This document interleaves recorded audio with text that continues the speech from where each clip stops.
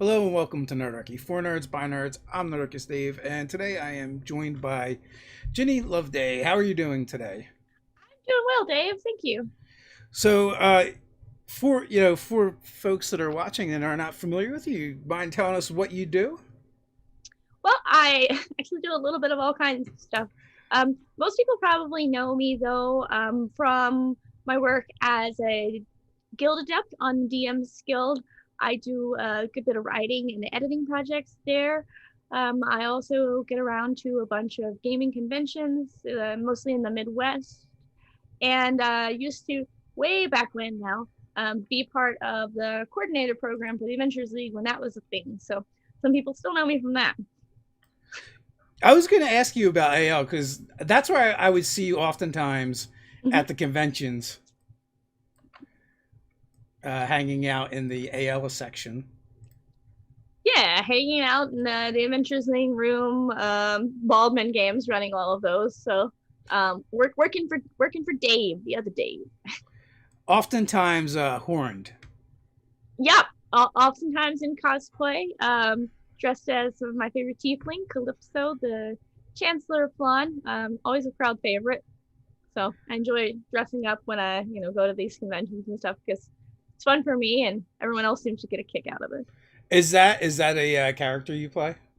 It is actually. It was one of the first characters that I made for fifth edition, and played her through to I think it was 18th level when they ran a special event um, at Gen Con. If you played through the series of adventures, you got a cert that allowed you to be an elector, and then if you went to Winter Fantasy, all of the electors could run for office if they so chose. And I ran um, a good, clean election campaign and won fair and square. There was no Zentarum cheating or anything. Hmm. It was just pure coincidence that the two people who went to the stage in the end were both Zentarum. Okay, Pure coincidence. no collusion. But that, no, that was fun though. Yeah. that's awesome. 18th level is pretty impressive too. Couldn't eke out two more levels? Well, I probably could have, but unfortunately, winning the election was required you to retire your character because they would then be written into a bunch of adventures, and you can't actively be playing a character when they're an NPC. So, Well, it, that's a good trade off. yeah, it was worth it. Worth it. What was Callisto? He's other than an 18th level tiefling. Sorcerer. She is sorcerer of the there's no problem that can't be solved with the proper application of fire variety. Yeah, I like that variety. It adds interest and fun to the game until you run up against monsters that are immune to fire, which there are a lot of. Well, I mean, for instances like that, she did have a couple of helpful spells. Like I could twin cast Greater Invisibility on our sharpshooters, or I could twin cast Haste on our fighters, and then I could stand back away from the monsters that I couldn't kill. Yeah. Well, as a sorcerer, I feel like you should stand back from the monsters that you can kill as well, and Yeah, kill them from over there. the problem is the monsters seem to realize that you're squishy and they come at you. Yeah, that can be a bit of an issue. So, Yeah. do you prefer running or playing?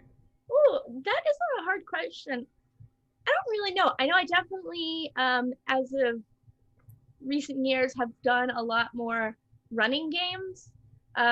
I moved from Knoxville where I had like all of my gaming groups and everything and a big community there. So I do a lot more running games like online and at conventions and stuff than I do play because to play here in Chicago, I have to go to the other side of town. It's only like 4 miles, but it's 4 city miles, so it's gonna take me like an hour and a half to get there. No, I understand. Traveling through a city is much different than Yeah, I have to use elsewhere. public transportation too. So I do mostly run games now, or administrate events. Actually, I do a lot of that too. I kind of prefer public transportation in a city than driving because Oh yeah, because then I have to find a parking spot. you don't have to find a parking spot and it's far less nerve wracking. Yeah, yeah, Yeah, that is for sure. I did heavy construction for quite some time, and there's nothing like quite like driving a big truck through a city, and you just feel like so constricted because you're like, I must not wipe out things all around me. It's like you're in a toaster and you don't want to touch either heating element. Yeah. It feels a lot like that. It's funny, like I was doing a job in the city, and I went over the trolley tracks, and it rocked the truck, and it rocked it Hmm. just enough to tag this bumper on this van, and I was like, oh man. So I pull over and I stop, and there's cops, right? I'm trying to find like who owns the van or whatever, and there's cops there, and I go to the cops, and they're like, do you see anybody around? I'm like, oh, okay, I guess I'm leaving. I mean, what can you do? You tried. I tried. Yeah.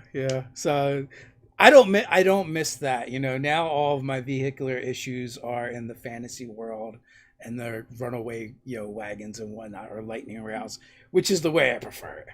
Oh yeah, absolutely. So what kind of stuff are you working on nowadays?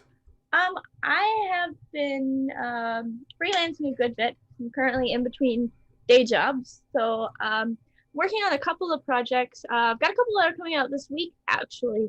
Um, Worked on a Theros project with Alan Patrick and Joshua Mendenhall called Theriad's Lost Verses, and that's coming out. It has 12 new subclasses, Mythic Destiny, some campaign options, and 3 new adventures. Uh, and if you haven't seen the cover, I posted it on Twitter. It has this giant honking goose on the front of it, um, just rampaging through, a Greek themed city, and it's really relevant. Yeah, it sounds it. Just give that goose a knife, and we were set. Oh, I don't think the goose needs a knife. I think it's scary enough as is. Yeah, I Yeah. don't know, something about animals with knives. I I play a Beastmaster Ranger, and he has a giant crab, and on occasion we've been known to arm the crab with a knife. Well, yeah, crab with a knife is only proper if they've got little grabby hands. So, Um, well, Dan wants to know: did you get start playing or running?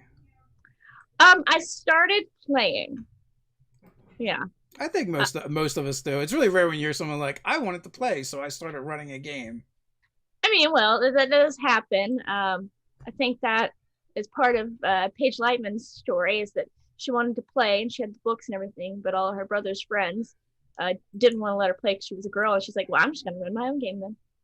Yeah, brothers Yeah, and brothers' friends can definitely be jerks. that is true. I too have an older brother. But yeah, other project that I have coming out this week, yeah, I worked on with Matthew Whitby, and it is called Taiki's Torment. It's actually a supplement to go along with the Waterdeep Dragon Heist book. So we went back a little bit. And it's a bit of a mystery intrigue adventure set in the city of Waterdeep, kind of dealing with the gods themselves and stuff. And it ended up at like a whopping 54 pages. Whoops. Happens. What are you gonna do? So I got distracted by the goose a little bit. So Theros is coming to DM's Guild. Uh, yeah, so the Theros project's coming to the DM's Guild this week, probably midweek or so. And then the Taiki's Torment is due out Friday. And then I have another one that is due, what's today, the 7th? So next week also, I'm working on a Guild Adepts project there.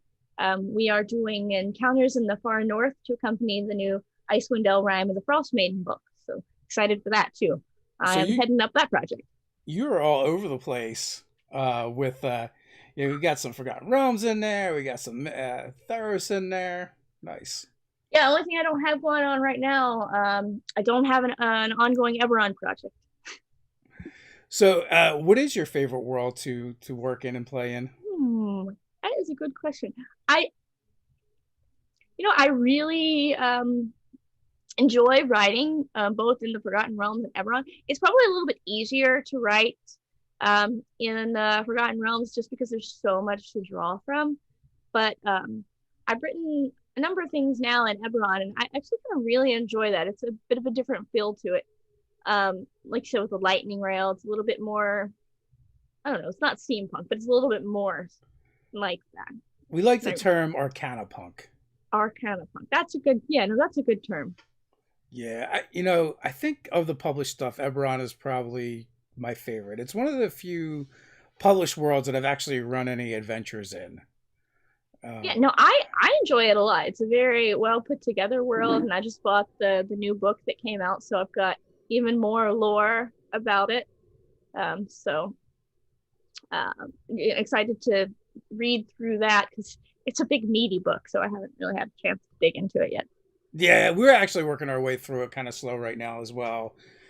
So we're doing some like micro content on it. So I'm reading it as we produce the content. What happens? Yeah. And also we're jumping around too. So we like went to the things we wanted to do first anyway. So we started like at the back of the subclasses. That's jumping around reading it while producing the content. That's kind of what I've been doing with the Rime of the Frost Maiden. I knew we were going to be doing encounters, so I just started reading the monsters first, and then I went and read all the locations, and then I went back and started reading like the content in there, like as I was working. Which is a good thing I started reading that, because some of the encounters I was building, I'm like, that's already an encounter. It's here in the book. Oops, let's just make a new one, another one. We'll just practice. That. It was practice. Yeah, it's practice. Do you have a favorite monster you like building encounters for? Oh, well, see, that's a different variation than the normal question. Normal question is just, do you have a favorite monster? I know. That I like building encounters for. I kind of like the Froghemoth for building encounters, because they're such a large creature, but like they're also like very unexpected, and they have such a reach on them.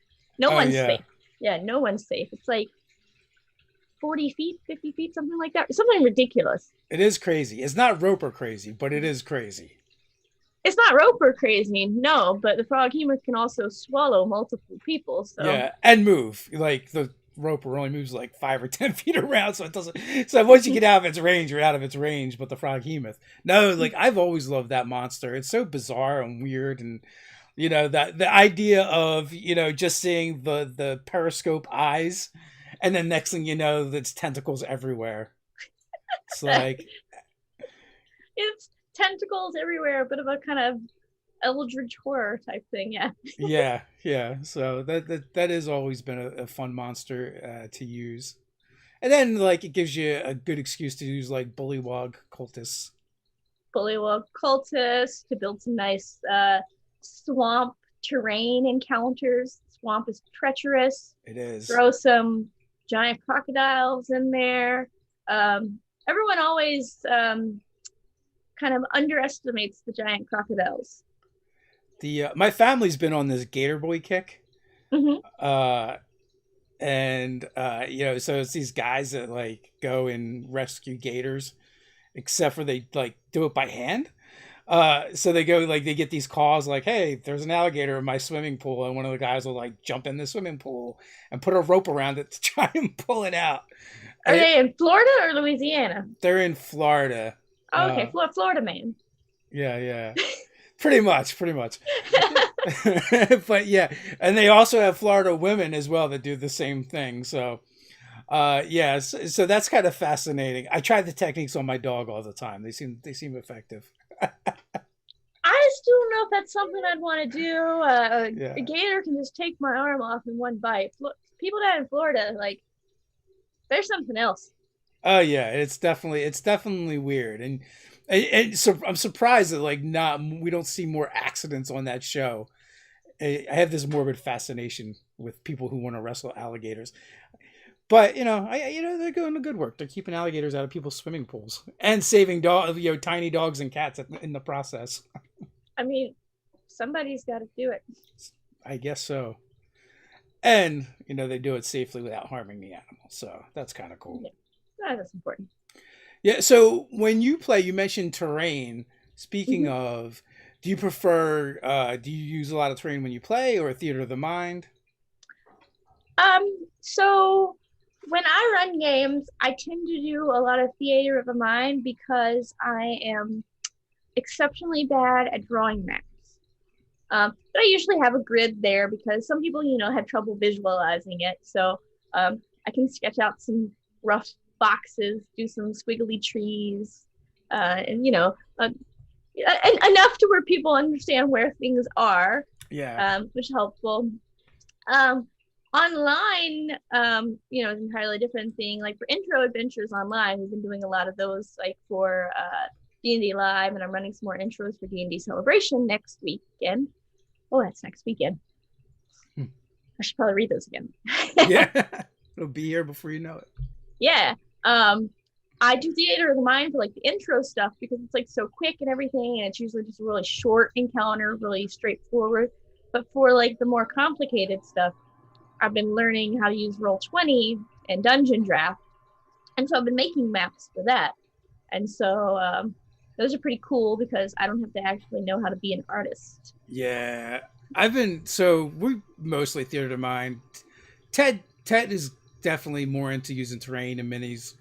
But more recently I've started using Dungeon Fog, and like you can use it almost like a VTT by itself because it's got a Mm-hmm. fog of war. So I'll just like do a screen share, and you can like do fog of war room by room. So that's been kind of cool to mess with. And I also can't draw. But when you have all these beautiful assets there, and all you have to do is point and click and drop and Just drag, drag them around, exactly. yeah, it's pretty nice. Yeah, no, I'm definitely enjoying that aspect of online gaming, and that like I don't have to be able to draw the map. Somebody else either already made the map, or I can use the software that has all the assets in it. I just drag and drop, and then boom, map. Beautiful map. So yeah, so we've used the grid for I guess like 20 plus years now. But like originally when we used the grid, there was a Halloween that we ended with a bunch of like mini Kit Kats left over, like the half a Kit Kat.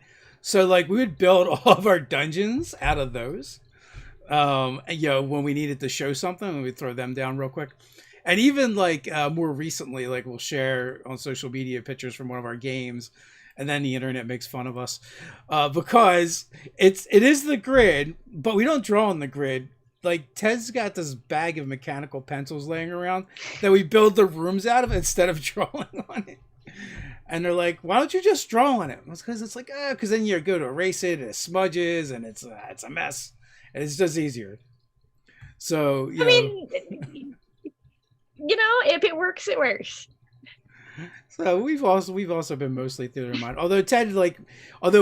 Just before the apocalypse, Ted started really getting into crafting.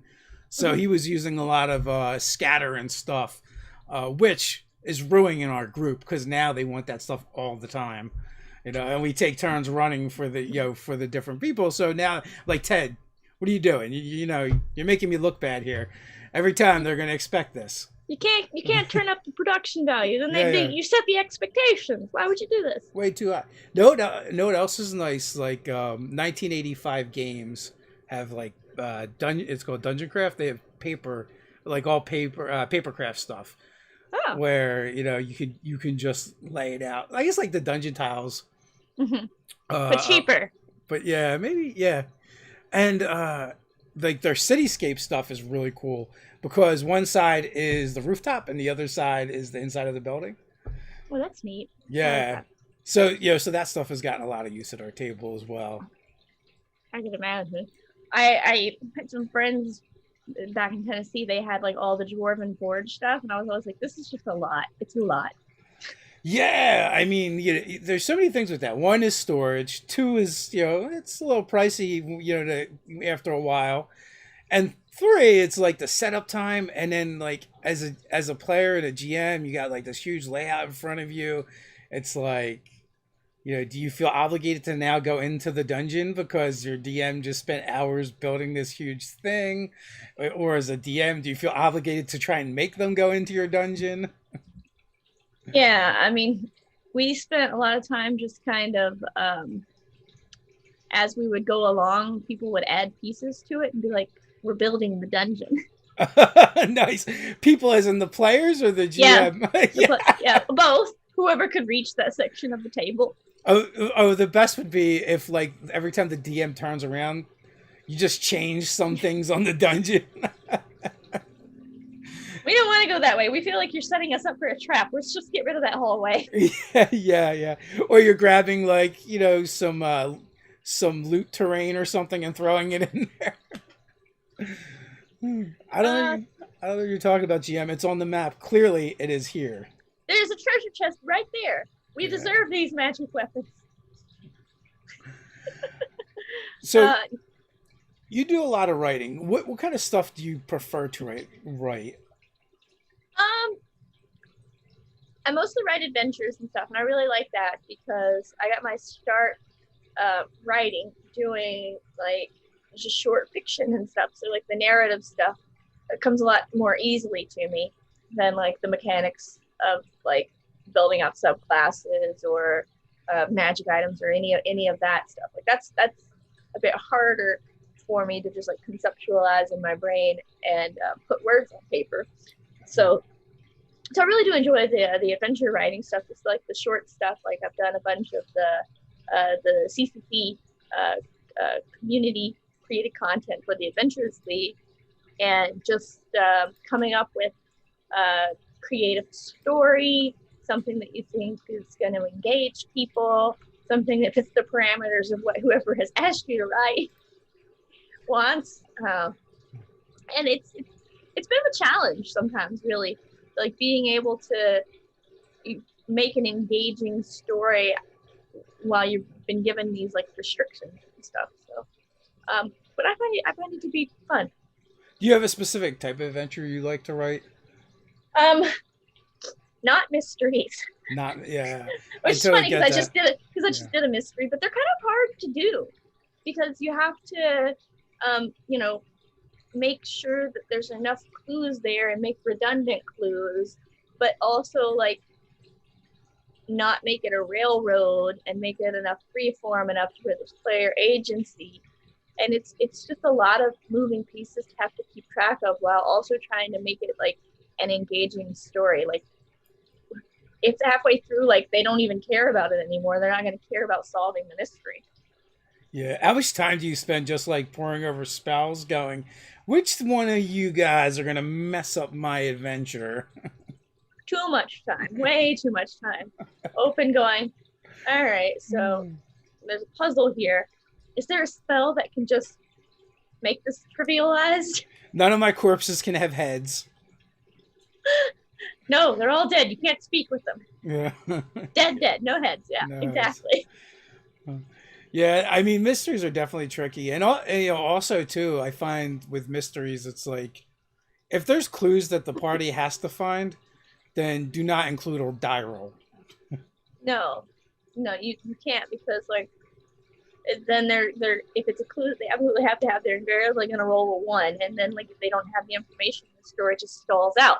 Yes. So. Or you just get everybody at the table rolling, which is also annoying. So it's just like, why bother? Yeah. I actually kind of like writing like a good old fashioned like dungeon crawl sometimes too, because then you get to go through and pour over all the monsters and like figure out what goes together and make traps. Yeah. And like that's pretty fun. And like you know what you're getting yourself into there. Players kind of know what they're expecting, and it's just like finding good creative combinations and like good room descriptions, kind of setting the scene that way they can picture where they're at and everything.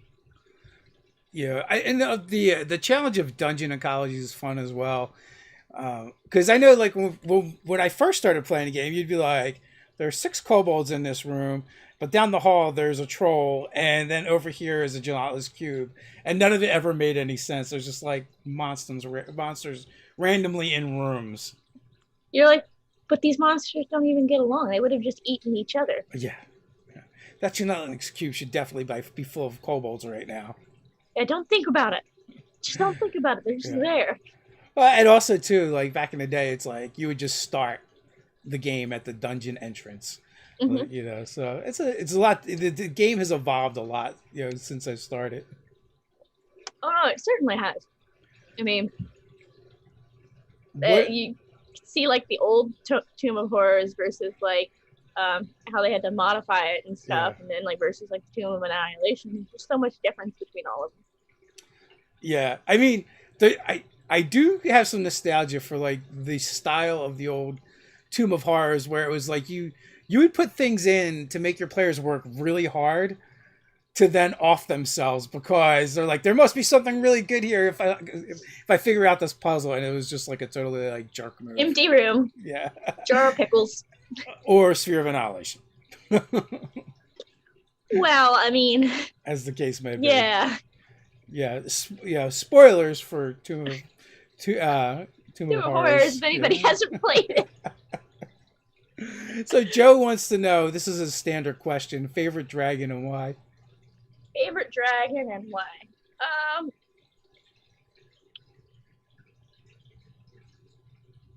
Probably I'd say a white dragon, just like because they're not as often seen and they're susceptible to fire.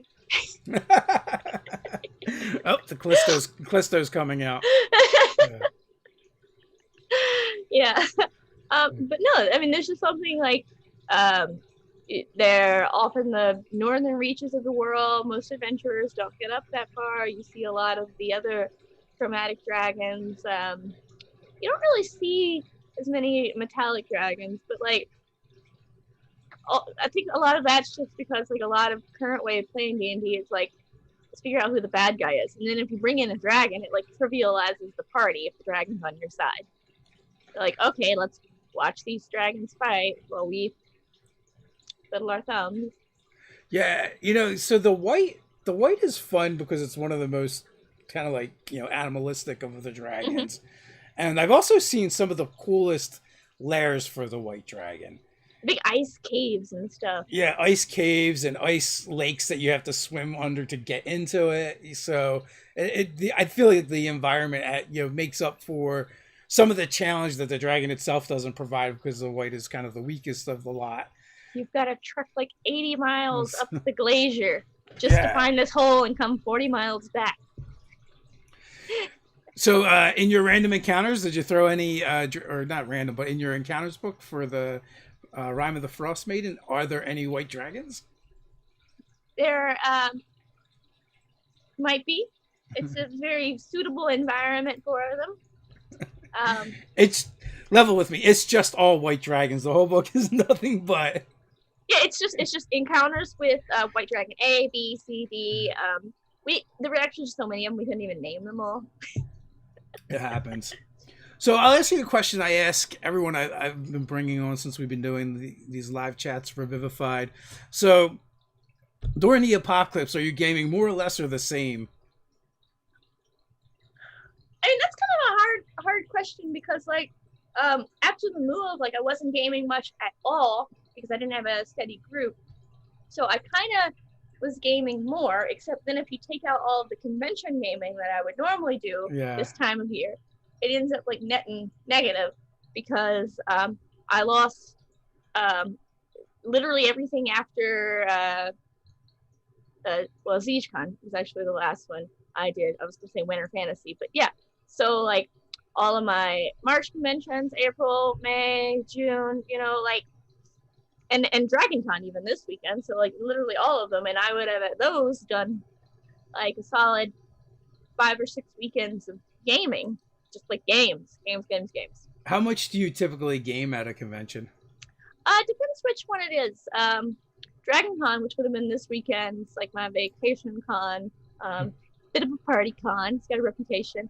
I game probably, I don't know, at most like 3 games, depending on whoever's accompanied me to the con, how much they want to do some D&D, you know, humor them a bit.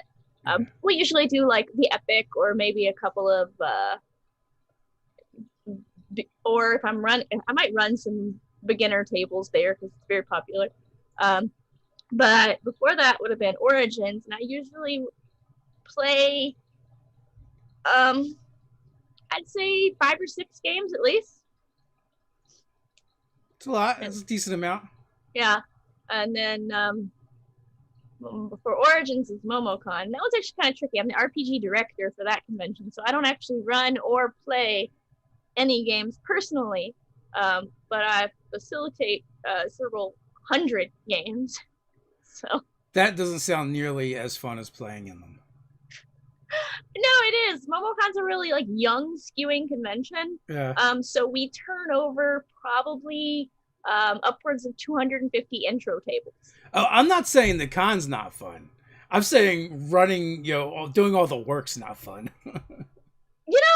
I actually always have a blast doing it, and now that I've gotten to a point to where like I have a trusted staff and everything, I might have a little bit of like a type A, like I'm just gonna do it myself, so I'm sure it's done right. Yeah. Now that I have a staff that I trust and everything, and I can leave the room and delegate stuff without having like a full-on panic attack of is everything gonna melt down as soon as I leave, I get to do all of that prep work and everything leading up, and I still work a lot during the convention, but I also get to go and enjoy the convention, go browse the dealer hall while it's open, play a lot of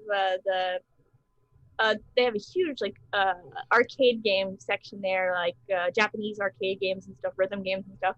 So usually go play those like late at night or whatever. And I actually went to a panel last year.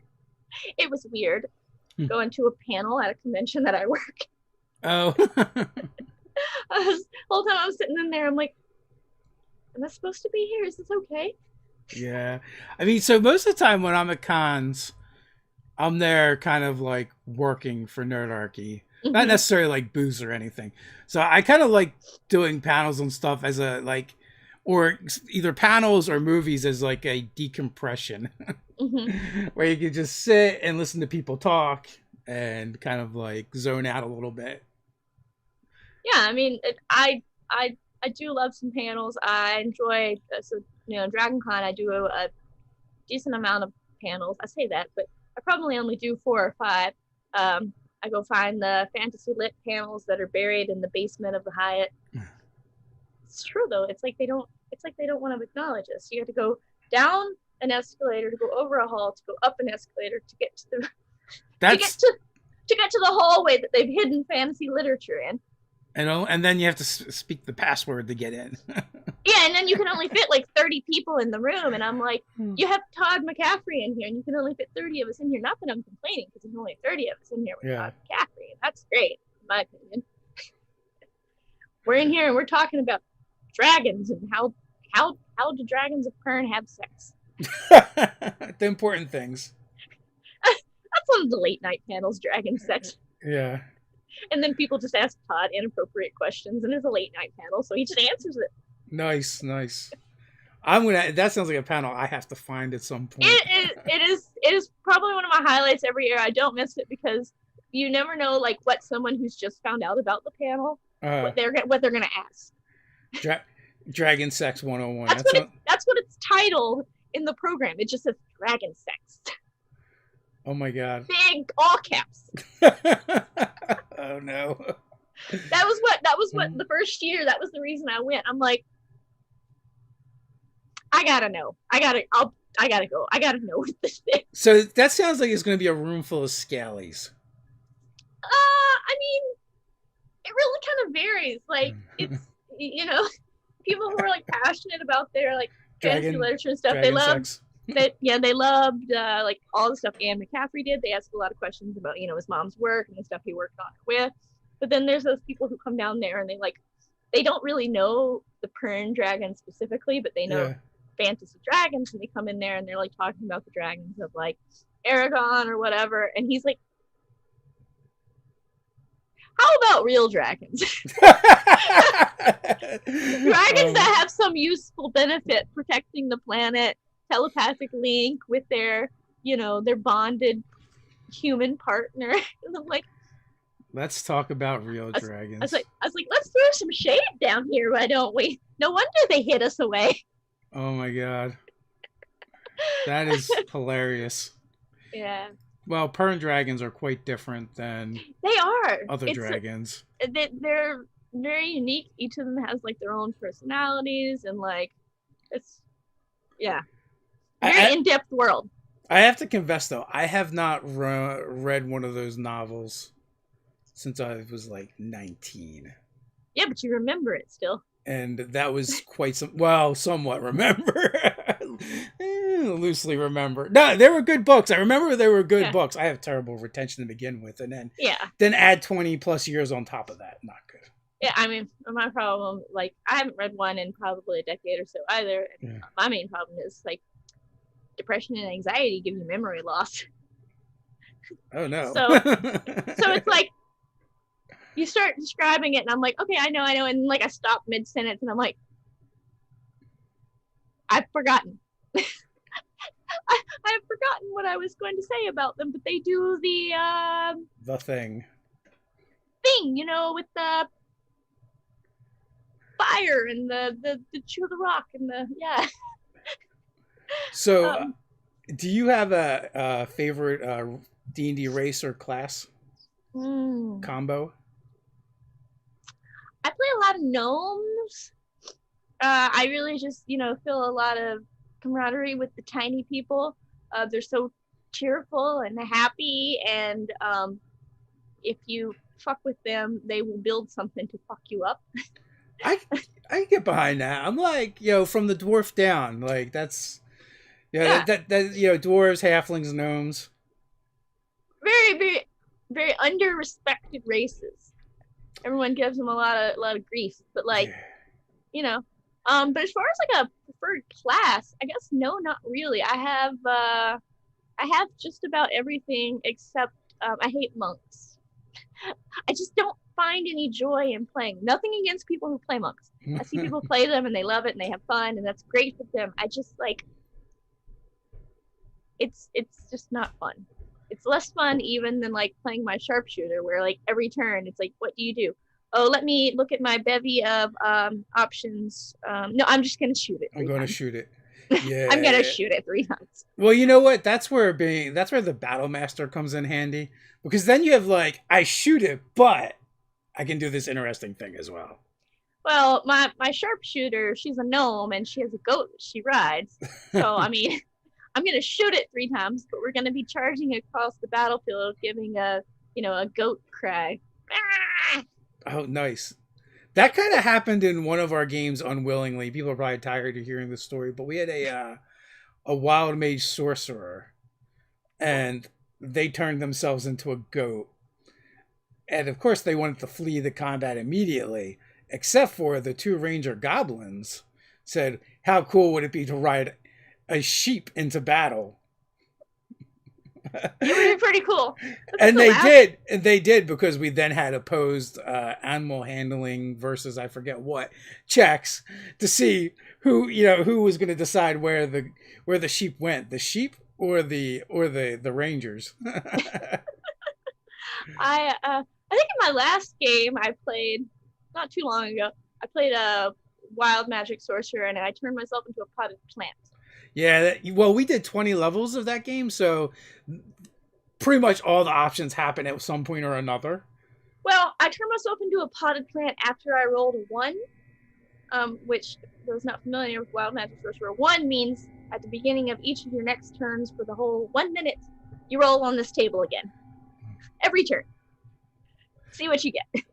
Oh, I didn't even realize that. I thought you just rolled once.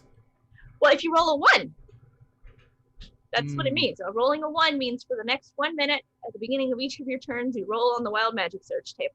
Wow, I did not realize that it was for a minute. That's cool. Mm-hmm. Which I feel like if you're playing that sorcerer anyway, you want to roll on that table. Like, why even play that sorcerer if you're not rolling on that table? I mean, yeah, I was always using my Tides of Chaos and stuff, and then reminding the DM, hey, I used Tides of Chaos. Yes. I just did a 1st level spell, so you can, if you want. So what I would do is, part of it was just lazy DMing and not wanting to do the bookkeeping, and part of it was, well, if you're going to have that in your game, you might as well have that in your game. I was just like, every time you use Tides of Chaos, it just resets. And then the next time you cast a spell, just roll. So Yeah, you keep track of it yourself. When it resets, the next time roll it. yeah, it's this way. So and also like it's kind of a lame ability if the DM never resets it, right? So it's like it's fairly limited. So for me as a GM, I want the player to have more fun and get more use out of their thing, and I also kind of want them to blow up the party.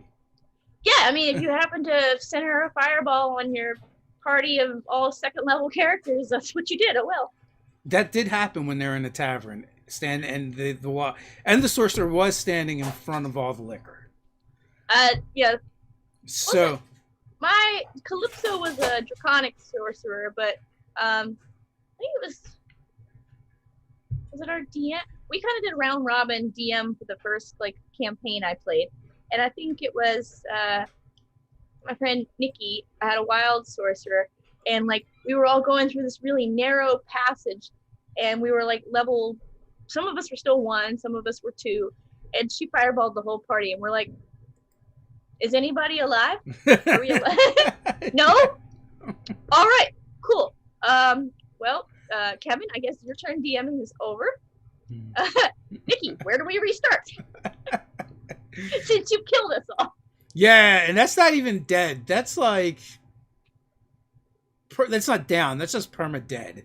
I mean, yeah, no one, if there's no one there to, yeah, I mean, some of them were just down, but there was no one left to revive us. I feel like a fireball, for the most part, is going to do double your hit points at first level. Yeah, well, the couple of second level people we had, some of them were like 2 hit points from being dead. Yeah. But it was pretty brutal. I'd say though my favorite is probably Potted Plant's pretty good. Also, when you summon the unicorn, because the DM's always like, "What do I do with this unicorn?" Yeah. It's just like, do I make it do something? Is it just standing around looking majestic? Do you ride it? I was like, "What do you ride a unicorn? I need to ask it if I can ride it. Hold on." I think when it's happened, I made them like negotiate with the unicorn for it to be useful. I mean, yeah, so the unicorn is its own person. I have to ask it what it wants to do. Yeah. Or summon a bunch of flumps. Always Teos' favorite. Yeah, you cannot go wrong with flumps. For sure. No, that's always good. And what do? Whatever they want, man. They're flumps. So do you have any online games going on currently? Not presently. We are starting the planning process for Gary Con Autumn Rebel, which is in October. But I don't have any like ongoing online games. I've run a couple here and there, like charity games. I don't think I have anything else upcoming. I'm just staring off the distance, like I don't know what's on my calendar. I forgot. Well, you do have the celebration coming up. Yeah, celebration next weekend. I am running 4 slots on Friday, 3 games of the Epic on Saturday, and then either 3 or 4 of the intro slots on Sunday as well. Are all your tables full? Oh, I have no idea. I haven't looked at it. I posted all my table numbers on Twitter and Facebook, and I have had a lot of friends who've messaged me. They're like, "I'm playing your table," and I'm like, "I'm gonna forget that until I see your face on my screen, and then I'll be like, oh, hey, it's you. I know you." Yeah. How many players per table for those? I think that they are capping it at 5. Oh, that's not bad. Yeah, they try to cap the online games a little lower because technical issues and dealing with everyone, making sure they're all on Roll20 if you're using it, or everyone is using Discord right and knows how to use your dice roll. It's just like a lot of extra steps.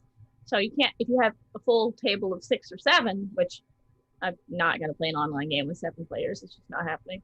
Then it just adds like so much more time. Yeah, like I think 4 to 6 is kind of optimal to begin with, whether you're offline or online, and then online less is more. Hmm. It's definitely true. I ran a online game for a group of three, and I was like, this is so nice. So, what edition did you get into D&D with? So I started playing in third. I only played a little bit then, third, 3.5. And then I played a campaign in fourth edition. Um, that was fourth edition, so it was D&D. That was about all we could say for it.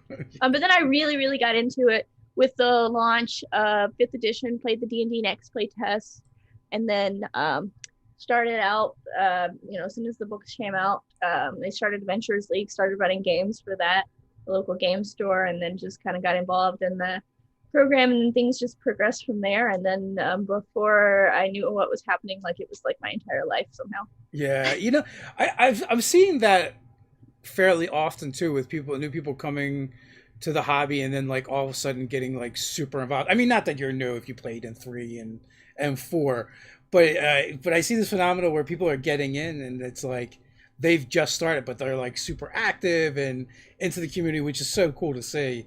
That how deep people are going on D and Mm-hmm. D and RPGs.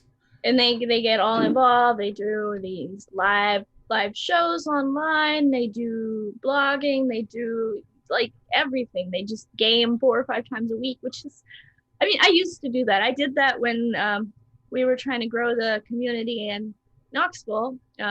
When Jay Anderson and I were the local coordinators there, like we each had like our side of the town, because I lived on the west side and he lived, well, he didn't actually live on the east side. He lived in a different city entirely, but whatever. That was his problem, not mine. He had his territory. He claimed that territory. Yeah, there were two main gaming stores, and he supported one. I supported the other, and like I was trying to grow the community at the store I organized, and so like the hardest part of growing a community is getting enough DMs. So like to get it started up and to get people in there and get them interested and get them playing enough games to where they felt comfortable DMing, I was running anywhere from 4 to 5 games a week for damn near a year. And so like, and I was organizing conventions on top of that. And I think I started writing during that period too. If Um, I mean, just by default, if you're running that many games, I feel like you just will be writing whether you want to or not. yeah, I mean, I was running. I mean, they were all Adventures League stuff because that's what we were trying to, make an Adventures League community there. Um, but like, eventually, like it did pay off. Like people who were regulars, they would come, and then Jay and I would run these kind of like round table gathering. People would gather, and we would have a topic. We'd talk about like how to prep for games. We'd talk about props that you could use. We'd have, show and tell. People would bring in stuff like their Lego figures, their terrain they made, their whatever, and just kind of share tips and tricks and stuff to get people comfortable with everyone can DM. Like I really don't care if you've only played 2 games. Like if you don't know the rules, it's fine. I swear to God, like the DM does not have to know every rule. It's Rules schmools. don't worry, someone at your table will tell you what the rule is. Nah, If you get it wrong, someone will let you know. If no one lets you know, then it didn't really matter, did it? I totally agree. I think the rules sometimes is like the least important part of the game. Mm-hmm. Sometimes it can be. I Uh, mean, you've got to know like the basics, like how all the stuff on your character sheet functions. Like, what do I roll for what? Like, those are rules that are kind of important. But after you've played a couple of games, like, I mean, when to make a save, when to make an ability check, when to make an attack roll, and all that. And that's really all you got to know. Like the basics. yeah, and that's it. Like you said, the basics. You don't have to be an expert. Someone casts a spell, like it's perfectly fine to be like, tell me what that does. Well, a lot of times too, as a GM, there are GMs that pretty much only GM, and they know like virtually nothing about the player stuff. Yeah. Anyway, so you're gonna be and that could be like a really experienced GM that's been running the game for a long time, and the player might do something, and they might be like, "Hey, tell me what that does," because that's I on mean, your side of the screen. I definitely do that all the time, especially like when people come up with like spells out of like spells that aren't frequently used out of like Xanathars, or sometimes people still go back and pull spells out of the Elemental Evil supplement, and I'm Yeah. like, what's that from? Okay, Oh, what? And then they're like, oh, it's this supplement. I'm like, okay, that's a valid source. What does it do? And tell Acquisitions me Inc. that. Well, yeah, if they say that, I'm like, okay, you can't use that stuff. We have been totally using those in our game. So, I and mean, they're all ridiculous. those spells are silly. Those are just silly. It's a fun book. I haven't had a chance to run it for anything because it's not AL legal, and Yeah. almost all of what I do is currently Adventurers League, because uh, it's a lot easier to find a game online, Adventurers League, and that's what my friends play. So it's just a matter of ease. But the Acquisitions Inc. stuff and the Rick and Morty box set were both just like good, silly fun. Yeah. I've got both of them, and I'm like, I'm gonna play these one day. One day. Well, I'm sure if you put it out there, you will find players for it. No Yeah, problem. but then like it's a lot of effort. Well, it is effort. That's true. Once people say yeah, then I actually have to organize the game. Yeah. Well, you just have to con someone else into organizing the game and then Yeah. running it. I mean, I, that's kind of happened with the Curse of Strahd game we're playing now. Um, I do have one friend that's in my playtest group, and I got him I gave him one of my copies of the Rick and Morty box set, and I was like, you should go ahead and read this and prep this, because one day you're gonna run it for us. yeah, there you go. That day has not yet come, but one day. One day. You're just gonna ambush them and be like, "Surprise! We're playing D&D, Rick and Morty, and you're the DM." The day is this weekend. Yeah. It's Thursday. I said what I said. White van rolls up, bunch of people jump out, throw a hood over their head.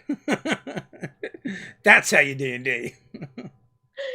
We're taking you on a D&D camping trip. Camping? I mean, we got a cabin. We're never gonna leave it. Yeah, pretty much. That's definitely one way of doing it. Yeah, so we've been throwing in some Acquisition Inc. spells. Actually, I should say Ted has. He's been using them in our regular campaigns, to great effect. I mean, I can imagine how that would go. There a lot of the effects are very they're quite different from the normal stuff. So like that would have a very comedic effect, kind of adds a bit of levity to some of the serious stuff. Like I think one of the ones was Instill Greed. I think that's a spell. That is. And yeah, and like we were kind of we had a standoff where it's like there's a bunch of kobolds hiding up, in a cave that weren't easily accessible, and he was able to cast that spell and make them come out so I could murder them all. That's actually pretty good usage of it. They know that you have money, and so they come out, and then you're like, haha, surprise, you're dead. Yeah. Yeah, and then we did manage to get one survivor so that we could interrogate them, and we discovered because there were kobolds, there were at least another 997 more kobolds in there, because kobolds travel in packs of 1,000. And that's my actual favorite monster is 40 kobolds all at once. 40 kobolds all at once in a trench coat. No. And a trench. Yeah, let's shove them into a trench coat too. Is that a kaiju? No, it's just a bunch of kobolds stacked on top of each other. It's just, what do you call a group of kobolds? A trench coat.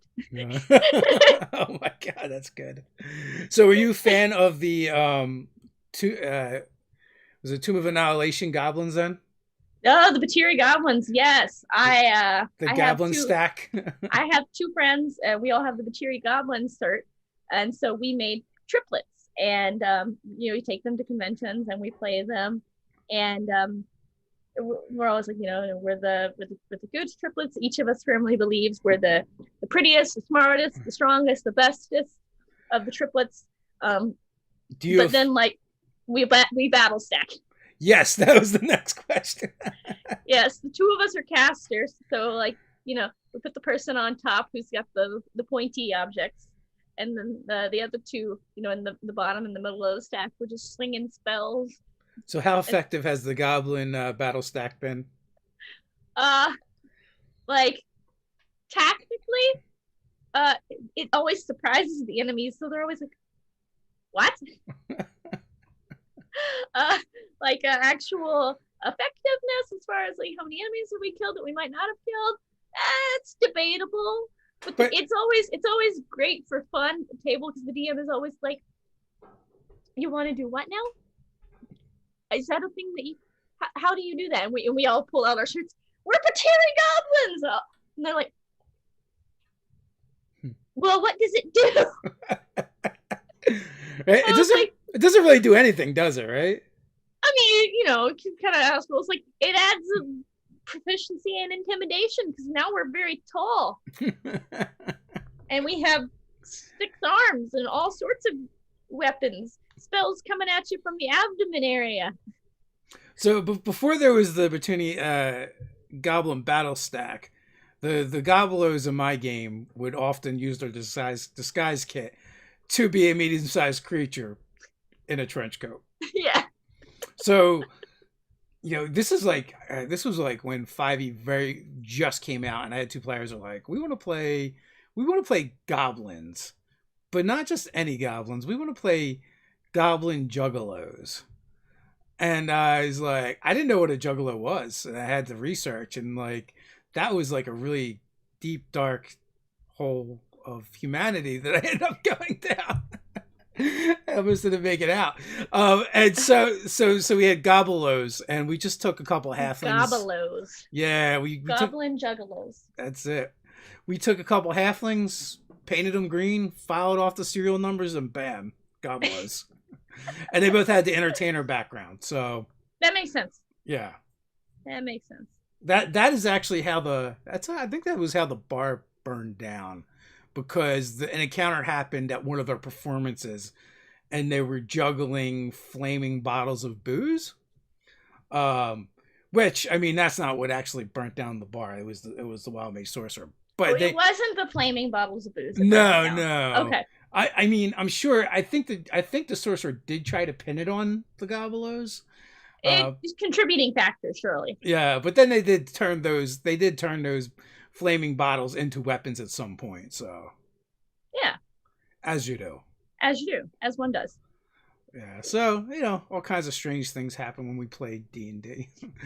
So, do you play? Are you into any other games, RPGs? I mean, there are only 24 hours in each day. It's true. And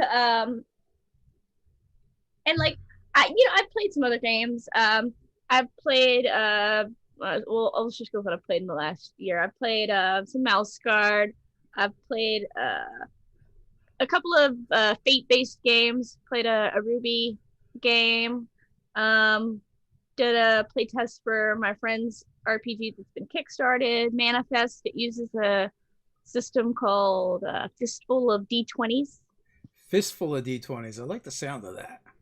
Yeah, it's an interesting system, and it's kind of like a space western game. So that's pretty cool too. It's called Manifestation. It's called Manifest. Manifest. Okay. Yeah. I'm gonna have to check that out. Yeah, some friends of mine here in Chicago, Addie Gia and Addie's partner, whose name escapes me. They created it, and it's they've had some delays, production delays with printing, like everyone else had. But yeah, I know all about that. It's due to be in our grubby little paws before the end of the year still. Yeah, we are finally just shipping. We just started shipping last week on our product, and it was like I guess we were like a month and a half behind. Yeah, due to reasons. So all of the printing presses being in China. Yeah. And such. Yeah. Well, yeah. Actually, like we had a printer in the US we were going to use, and we ended up going back to China just because of the timetables of everything. Mm-hmm. So it's like things were getting better there while things are getting bad here and are shut down. So it's just like, in order to get things moving. Well, yeah, that's fair. That's fair because we certainly don't have it together here yet. Working on it one day. One day at a time. We'll get there. So we're right on the hour, right up on the hour mark now. Okay. Any final thoughts before we head on out? I mean, no, not really. I think we had a pretty good chat. We kind of covered a lot of ground here today. Awesome. I'm glad you came on. Thank you. I appreciate it. Welcome back anytime. And also, as always, there's links in the description. And once this is not live anymore, they'll be in the pin post as well. So until next time, stay nerdy.